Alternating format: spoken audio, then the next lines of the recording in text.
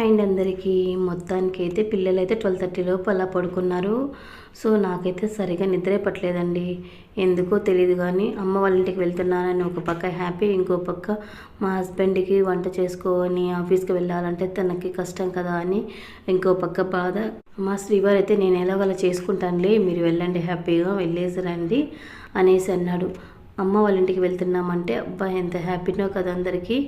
అమ్మ వాళ్ళ ఇంటికి వెళ్ళాలంటే ఒక తెలియని ఎమోషన్ వస్తుంది అందరికీ. సో అమ్మ వాళ్ళ ఇంటికి వెళ్తున్నాం కదా అనేసి దారిలో కూడా కొద్దిగా వీడియో తీసేసుకున్నాను. అది మీకోసం చూపిద్దామనేసి చూపిస్తున్నాను, చూసేయండి. దానికైతే అమ్మ వాళ్ళ ఇంటి దగ్గరికి వచ్చేసాము. బస్ స్టాప్కి అయితే మా తమ్ముడు వచ్చి పికప్ చేసుకున్నాడు.